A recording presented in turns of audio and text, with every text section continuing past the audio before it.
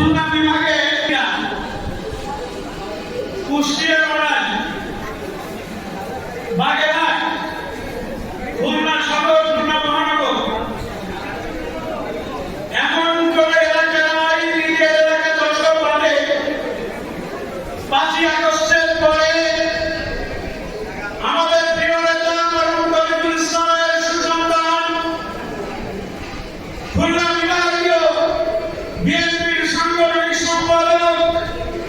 আগামী দিনের জাতীয় রাজনীতিতে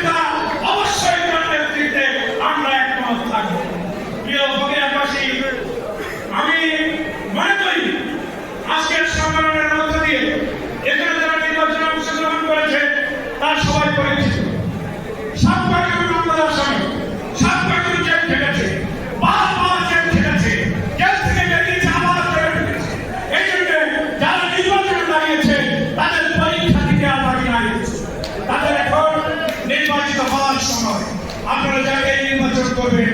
সেই নির্বাচিত হবে। আমি ব্যক্তিগতভাবে কে কি করেছে জানি না, আমি প্রতিরাটের কোথাও বিএনপির নির্বাচনে এবং কোথাও মোল্লার চিতলমারিতেও ওয়ার্ড পর্যায় থেকে উপজেলা পর্যায়ে আমার নিশ্চয়ই কোনো চয়েস আছে, কিন্তু এই চয়েস প্রকাশ করতে আমি কোথাও যাই নাই। আমি কোথাও নিরপেক্ষ না, আমি নিশ্চয়ই কাউকে পছন্দ করি, কিন্তু সেই পছন্দ প্রকাশ করার জন্য প্রতিরাট কোনো ভোটারকে আমি বলি নাই আমাকে ভোট দেন, আমাকে ভোট দিয়ে একটি কারণ, সেটি হচ্ছে বাগেরহাট জেলায় যারা বিএনপির শীর্ষ নেতৃত্বে আছে তাদের 2-4 জনের মধ্যে বিভিন্ন কারণে আমি একজন। আমি যদি পক্ষরুদ্ধ হয়ে যাই, আমি যদি কাউকে আঙুল দেখিয়ে বলি একে ভোট দাও, একে ভোট দিও না, তাহলে তাদের আভ্যন্তরীণ দ্বন্দ্ব মেটানোর আর কেউ বাকি থাকে না। আমি আপনাদেরকে আমন্ত্রণ জানাবো, আমাদের প্রিয় নেতা বিএনপির ভারপ্রাপ্ত চেয়ারম্যান বারবার বলেছেন, একাধিকবার বলেছেন, মাঠ ফাঁকা দাঁড়ালেই জিতে যাবেন, এরকম ভাবার কোনো কারণ নাই। সামনে অত্যন্ত অদৃশ্য একটি দেওয়াল শক্তভাবে দাঁড়িয়েছে। এই দেওয়াল থেকে আমাদের জনগণের ভোট দেওয়ার জন্য এগোতে হবে। এই জন্য আপনারা জনগণের কাছে যান, জনগণের পাশে থাকেন, জনগণকে ঐক্যবদ্ধ করেন, আর সংগঠনকে মারার মতো গেঁথে ছাত্রদল, যুবদল, শ্রমিক দল, কৃষক দল, মৎস্যজীবী দল, মুক্তিযুদ্ধ দল, তাঁতি দল, স্বেচ্ছাসেবক দল,